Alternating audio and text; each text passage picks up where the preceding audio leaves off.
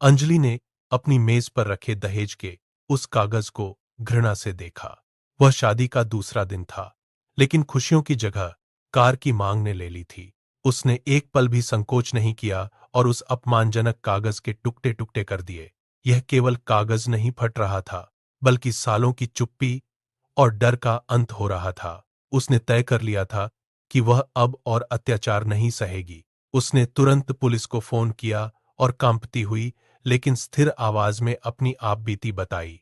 1 घंटे के भीतर पुलिस की सायरन की आवाज मोहल्ले में गूंज उठी। उसके पति ने उसे आंखों से डराने और धमकाने की कोशिश की, पर अंजलि का इरादा चट्टान जैसा मजबूत था। उसने निडर होकर दरवाजा खोला और पुलिस को अंदर बुलाया। उसने पिछले 3 दिनों में जुटाए गए हर एक सबूत को अधिकारियों के हाथों में सौंप दिया। अगले दिन अंजलि का संघर्ष एक नई दिशा में मुड़ गया।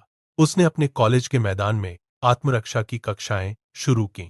दर्जनों लड़कियां ताइक्वांडो की तकनीकें सीखने के लिए एकजुट हुईं। अंजलि ने उन्हें केवल लड़ना नहीं, बल्कि सिर उठाकर जीना सिखाया। उसने रानी लक्ष्मीबाई के अदम्य साहस की याद दिलाते हुए कहा, जब तक हम खुद अपनी सुकार रक्षा के लिए खड़े नहीं होंगे, तब तक यह समाज का भी नहीं बदलेगा। हमें खुद अपनी ढाल बनना होगा।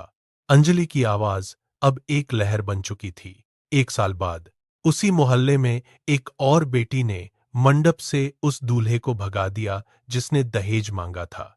अंजलि ने साबित किया कि शिक्षा और निडरता ही अन्याय का सबसे बड़ा समाधान है।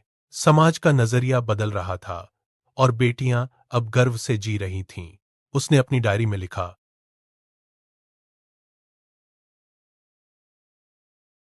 अन्याय के खिलाफ उठाई गई एक आवाज आन हे वाली पीढ़ियों के लिए रास्ता बनाती है।